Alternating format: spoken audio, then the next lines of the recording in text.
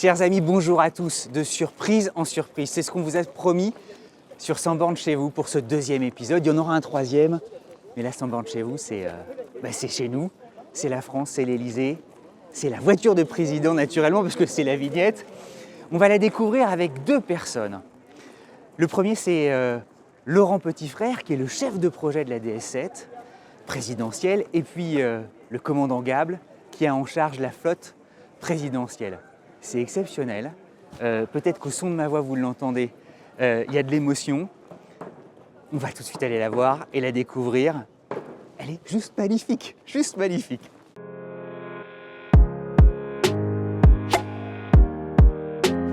Les amis, on vous a promis de l'exceptionnel. Alors regardez où on est. La cour de l'Elysée et la DS7.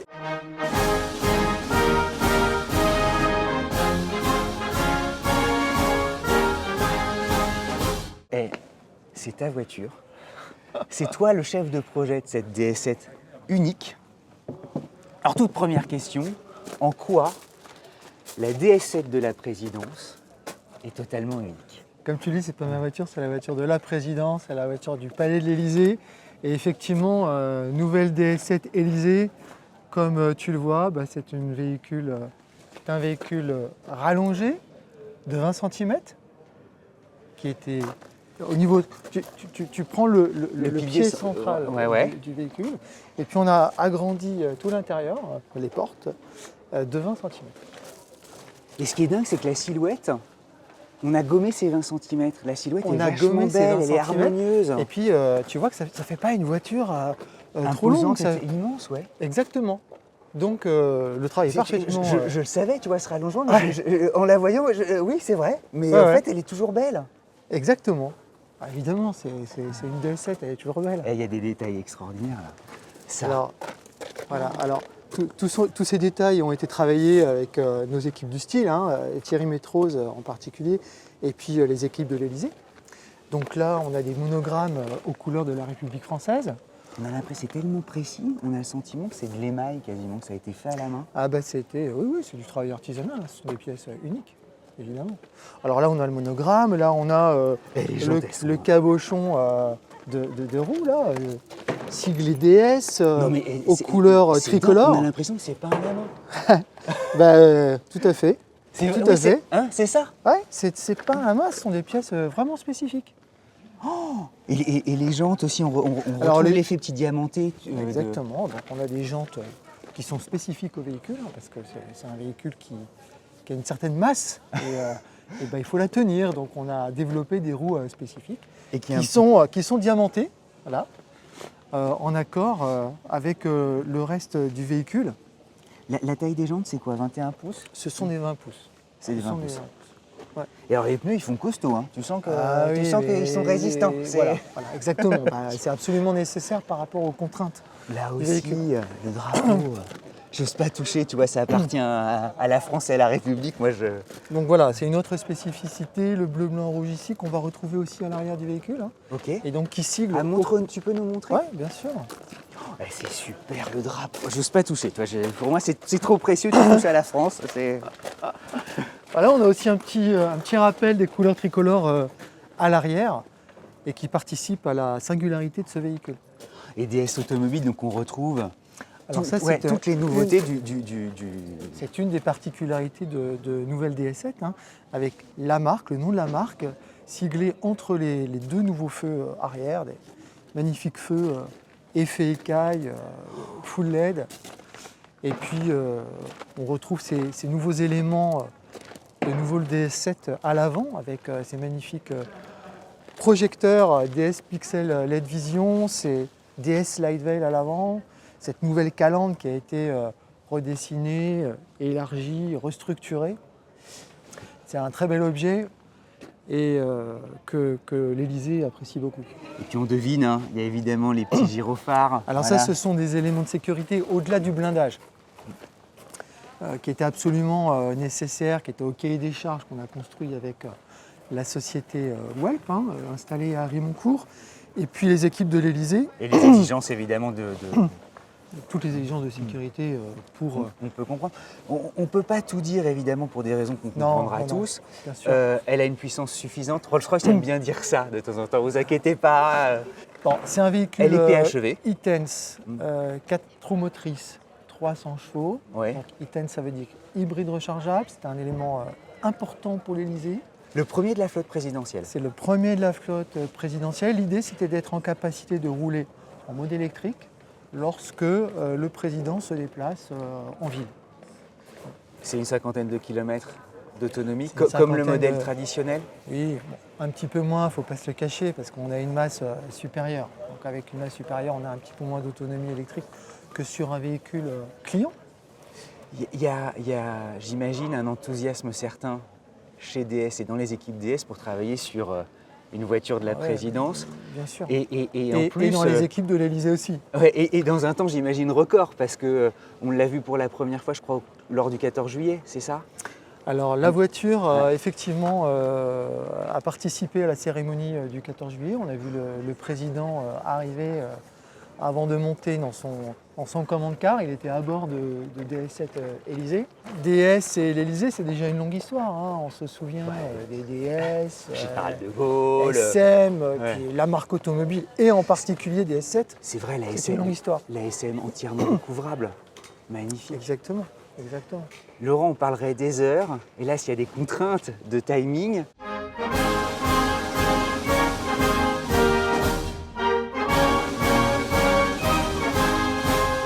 on a avec nous mon commandant Bonjour. Gable.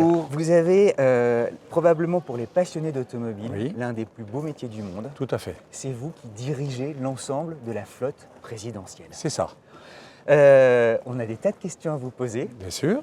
mais la première, elle est toute simple, Oui. rationnelle. Quelles sont les exigences que le service demande à ces véhicules? Comment on fait pour rentrer dans la flotte présidentielle? Alors tout d'abord, le premier point qu'il faut, c'est le facteur opérationnel, puisque les voitures du président de la République doivent être sécurisées, doivent fonctionner toute l'année, H24, quel que soit le temps. Il doit répondre à une exigence du pays, hein, puisque c'est le chef d'État, à la fois en France, mais également sur l'Europe, voire mondiale. Avec Laurent, on disait que c'était la première voiture plug-in hybride. Tout à fait, Par conséquent, une sensibilité environnementale importante. bien sûr. C'est un point qui était aujourd'hui devenu primordial, j'imagine. Alors c'est un point aujourd'hui, effectivement, la présidence de la République, on est sensible aux véhicules propres, mais effectivement, concernant maintenant les voitures du président, les voitures blindées du président, c'est la première voiture hybride rechargeable au monde, blindée. Mon commandant, il y a les aspects évidemment tout à fait, j'allais dire encore une fois, logiques, rationnels, et puis il y a les aspects passionnels. Le bleu saphir, est-ce que ça a été une demande de l'Élysée? Est-ce que c'est vous tout à coup qui dites ah, ce serait bien qu'on ait ce nouveau bleu, un peu comme le drapeau qui flotte derrière nous? Ou est-ce que l'âme du passionné d'automobile intervient dans cette voiture? Non, là c'est quand même, le bleu, c'est le bleu de la République, c'est le bleu du drapeau, et on se doit de rester et d'avoir quand même des traditions dans notre pays, c'est très important. Donc c'est pour ça qu'avec notre partenaire Stellantis, on a souhaité, si vous voulez, que la voiture officielle du président de la République, hein, dans toutes les cérémonies, eh bien, soit le bleu présidence. Voilà. Elle a le fanion, Oui, tout à il fait. se porte toujours côté droit alors. Enfin, Alors, le côté droit fanion contre- se porte côté droit, effectivement, côté passager, parce que le président est toujours positionné à l'arrière. Voilà, donc le fanion est à droite. Et si, par exemple, un autre chef d'État accompagnait le président dans une cérémonie officielle, on a la possibilité d'installer le fanion qui correspond au pays de l'invité. Voilà. Il y a l'assurance. Oui, C'est une voiture comme les autres. c'est une voiture comme les autres. Il y a même le télépéage. Ben, tout à fait. Si vous voulez, la présidence de la République, on ne s'affranchit pas des règles de conduite. Donc toutes nos voitures, tout notre parc est assuré. Et bien évidemment, on a un télépéage parce que lorsqu'on est amené à franchir une barrière de péage, Eh ben, c'est elle pas parce qu'on est de la s'ouvrira pas. présidence, elle ne s'ouvrira pas. Et on règle nos péages comme tout le monde. Comment on devient chauffeur de la flotte présidentielle? D'accord. C'est- Alors, Il faut être policier, parce que Oui. c'est des métiers tellement particuliers. J'imagine que c'est un peu comme devenir pilote de chasse, certains en rêvent. Comment on y accède? Alors les gens qui accèdent conducteurs du président de la République, ce sont des gens qui font partie déjà de la sécurité. qui font partie du GSPR, du groupe de sécurité de la présidence de la République. Donc ils sont sélectionnés parmi les gendarmes ou les policiers. Et bien évidemment, ils ont effectué des stages d'abord de protection, parce qu'ils ont toujours travaillé d'abord en termes de protection. Et ensuite, ils ont fait des stages de conduite, pilote de voiture rapide, dans différents centres, soit au groupe d'intervention de la gendarmerie nationale, soit au RAID, soit dans d'autres centres de formation.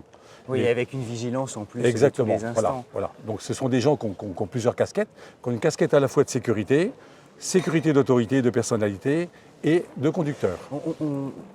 Quand vous êtes justement en déplacement, en convoi, j'imagine qu'il y a quand même des petites tensions, il y a sans doute un stress et tout ça. Ça se passe comment? Il y a parfois des... Les gens qui sont, si vous voulez, ce sont des gens qui sont J'imagine formés. que 99% du temps tout va bien, Oui. mais on ne sait jamais sur ce qu'on peut trouver et tout ça. C'est déjà arrivé ou pas, ce genre de... Les gens qui sont stressés ne sont pas faits pour servir à la présidence de la République. C'est pas possible. Excusez-moi, mais voilà. Et Si d'ailleurs, vous êtes vous stressé êtes hyper cool et tout si ça. vous avez, non. La présidence de la République, c'est quand même une exigence, si vous voulez, et on ne peut pas mettre un stressé au volant d'une conduite où on est en mesure d'acheminer le président de la République. Si vous voulez, ce n'est pas compatible. Voilà. Donc les gens qui ne correspondent pas à un certain profil ne peuvent pas accéder à un poste aussi prestigieux avec le chef de l'État. Est-ce qu'on peut vous demander un privilège? Dites-moi. C'est d'ouvrir la portière juste pour voir les sièges. Écoutez, on va le faire à titre exceptionnel. Vraiment? Non mais, Voilà. non, mais alors, je tiens à le dire parce que c'était pas prévu. Hein. Non, ce n'était pas prévu. Mais je vais vous montrer l'intérieur de la voiture. Et c'est marrant ce que c'est. Donc c'est une voiture portière blindée. Donc voilà ce que le président... Oh. Waouh. Voilà, Et il y a les sièges, bracelets de montre et tout ça. exactement, 2 sièges avec une console centrale. Bon, c'est une voiture un peu dans le même style que nos précédentes voitures, hein. On a travaillé sur l'aménagement intérieur avec notre partenaire Stellantis, une console centrale, 2 sièges, une console centrale à l'intérieur de laquelle le président peut également ranger ses dossiers, puisqu'on a été sensible justement aux dimensions des dossiers pour que les dossiers rentrent bien, si vous voulez, dans le logement central. Et Laurent, il y a un travail énorme aussi derrière. C'est un travail unique, hein, c'est vraiment une voiture unique. Les 2 sièges individuels sont uniques. Tout le travail du mobilier, l'espace central est unique. Tout ça au profit du confort, évidemment, et de l'espace de travail. Donner au président la capacité de travailler en circulant. Et dans des conditions extraordinaires. Et effectivement, je souhaite rebondir sur ce que vient de dire Laurent, parce que c'est un bureau. C'est-à-dire que le président, une fois qu'il est dans sa voiture, eh bien, il travaille. Il travaille, il prépare, il n'arrête pas. Il y a toujours des séquences, même des séquences qui se font dans la voiture. On va rendre hommage à un documentaire qui s'appelle « Le président, l'Europe et la guerre », où on le voyait justement dans ses déplacements. Tout à fait. Et dans des périodes qui étaient particulièrement éprouvantes. Oui. Et on le voyait justement à l'arrière de sa voiture, travaillant constamment et tout ça. Et ouais, c'est très émouvant. Moi, je suis c'est un morceau de France, en fait, cette voiture. Oui, effectivement, c'est un morceau de France. C'est un beau travail entre notre partenaire avec Stellantis et nous, avec qui nous entretenons déjà beaucoup de projets. Et nous allons travailler également sur une voiture blindée. On réfléchit sur une voiture blindée toute électrique avec notre partenaire. Voilà. Ça, c'est un scoop. C'est des pistes. Le futur sur lequel le groupe Stellantis travaille, la marque DS en particulier. Le futur sera électrique et le défi, c'est de prendre en compte les contraintes de masse, d'autonomie, tout en conservant toujours le confort qui sigle la marque, qui symbolise la marque, et puis cet espace de travail pour la présidence. Et puis d'en faire quelque chose de plus sûr possible, évidemment. Voilà, mais il faut qu'on attende encore un petit peu. Dernière petite question pour rigoler. Les Américains surnomment la voiture de leur président The Beast. Est-ce que dans le parking des voitures présidentielles, elles ont un surnom? Non, les voitures n'ont pas de surnom chez nous.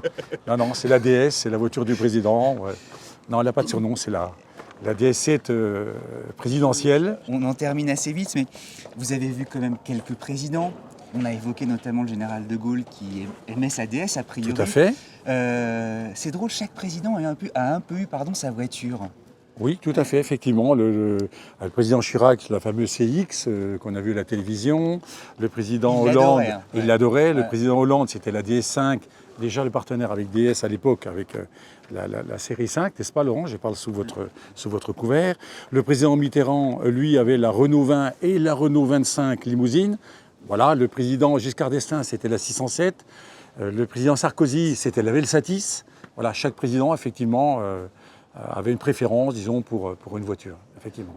Merci mon commandant. Je vous en prie. Des heures, on est Écoutez, contraint par nous sommes le des temps. passionnés, effectivement. En tout cas, en cette journée du patrimoine, je dirais que DS Élysée, quelque part, appartient déjà au patrimoine de la France. Ouais, complètement. Voilà, vous avez dû sentir l'émotion, un pardon, moment exceptionnel. On ne pouvait pas se quitter sans justement dire quelques mots de cet épisode. Voilà, nous, ça nous a complètement marqué. On était très heureux de le partager évidemment avec vous. Mais la DS7 et les surprises de la DS7, eh bien, il va y en avoir d'autres. Il y a un 3e épisode qui va nous mener à Mulhouse, à l'usine, et qui va nous mener surtout à vous rencontrer. On va vous ouvrir les portières justement de cette nouvelle DS7. Et on est heureux, c'est une sorte de mini salon sans borne. Et c'est ce qu'on va découvrir tous ensemble, dans la joie, la bonne humeur, avec Vincent, avec tout le monde. Et bien dans le numéro 3 de ce 100 bornes chez vous. Voilà. Vous vous rendez compte ce qu'on vient de vivre? Le commandant Gable, on va le retrouver un jour, c'est sûr, on va le retrouver.